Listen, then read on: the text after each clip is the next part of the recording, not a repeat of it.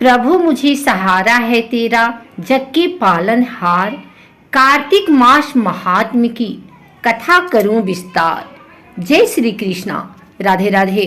आइए सुनते हैं कार्तिक मास महात्म्य का 5वां अध्याय। राजा पृथु बोले, हे नारद जी, आपने कार्तिक मास में स्नान का फल कहा, अब अन्य मासों में विधि पूर्वक स्नान करने की विधि, नियम और उद्यापन की विधि भी बतलाइए। देवर्षि नारद ने कहा, हे राजन, आप भगवान विष्णु के अंश से उत्पन्न हुए हैं, अतः यह बात आपको ज्ञात ही है। फिर भी आपको यथाचित विधान बतलाता हूँ। अश्विन माह में शुक्ल पक्ष की एकादशी से कार्तिक के व्रत करने चाहिए। ब्रह्म मुहूर्त में उठकर जल का पात्र लेकर गांव से बाहर पूर्व अथवा उत्तर दिशा में जाना चाहिए।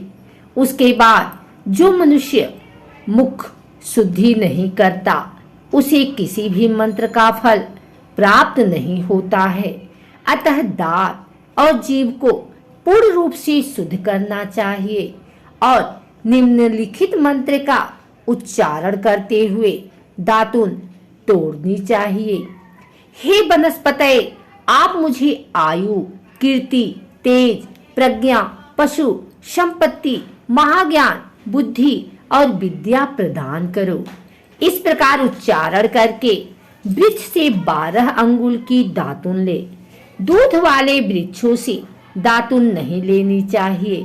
इसी प्रकार कपास, कांटेदार वृक्ष तथा जले हुए वृक्ष से भी दातुन लेना मना है, जिससे उत्तम गंध आती हो और जिसकी टहनी कोमल हो। ऐसे ही वृक्ष से दंत धावन ग्रहण करना चाहिए। प्रतिपदा, अमावस्या, नवमी, छठी, रविवार को चंद्र तथा सूर्य ग्रहण में दातुन नहीं करनी चाहिए। तत्पश्चात भली भांति स्नान करके फूलमाला, चंदन और पान आदि पूजा की सामग्री लेकर प्रसन्नचित व भक्ति पूर्वक शिवालय में जाकर सभी देवी देवताओं को अर्घ, आचमनीय आदि वस्तुओं से पृथक पृथक पूजा करके प्रार्थना एवं प्रणाम करना चाहिए। फिर भक्तों के स्वर में स्वर मिलाकर श्री हरि का कीर्तन करना चाहिए। मंदिर में जो गायक भगवान श्री हरि का कीर्तन करने आए हों, उनका माला, चंदन, तांबूल आदि से पूजन करना चाहिए, क्योंकि देवालयों में भगवान विष्णु को अपनी तपस्या, योग और दान द्वारा प्रसन्न करते थे। परंतु कलयुग में भगवान गुणगान को ही भगवान श्री हरि को प्रसन्न करने का एकमात्र साधन माना गया है।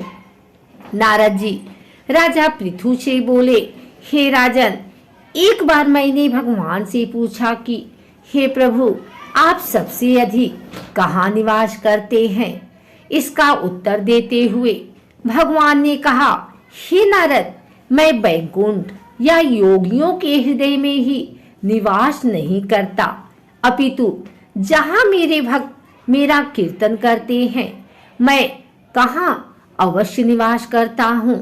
जो मनुष्य चंदन, माला आदि से मेरे भक्तों का पूजन करते हैं, उनसे मेरी ऐसी प्रीति होती है जैसे कि मेरे पूजन से भी नहीं हो सकती। नारद जी ने फिर कहा, शिरीष, धतूरा, गिरजा, चमेली, केसर, कंदार और कटहल के फूलों व चावलों से भगवान विष्णु की पूजा नहीं करनी चाहिए। अड़हुल, कंद, गिरीश, जूही, मालती और केवड़ा के पुष्पों से भगवान शंकर की पूजा नहीं करनी चाहिए। जिन देवताओं की पूजा में जो फूल निर्दिष्ट है, उन्हीं से उनका पूजन करना चाहिए। पूजन समाप्ति के बाद भगवान से क्षमा प्रार्थना करनी चाहिए, यथा, हे सुरेश्वर, हे देव, न मैं मंत्र जानता हूँ न क्रिया, मैं भक्ति से भी हीन हूँ। मैंने जो कुछ भी आपकी पूजा की है, उसे पूरा करें। ऐसी प्रार्थना करने के पश्चात साष्टांग प्रणाम करके भगवत कीर्तन करना चाहिए, श्री हरि की कथा सुननी चाहिए और प्रसाद ग्रहण करना चाहिए। जो मनुष्य उपरोक्त विधि के अनुसार कार्तिक व्रत का अनुष्ठान करते हैं वह जगत के सभी सुखों को भोगते हुए अंत में मुक्ति को प्राप्त करते हैं।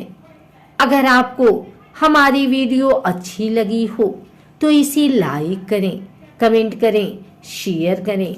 हमारे चैनल को सब्सक्राइब करके बेल नोटिफिकेशन ऑल पर सेट कर लें ताकि आगे आने वाली वीडियो सबसे पहले आप तक पहुंच सके। धन्यवाद।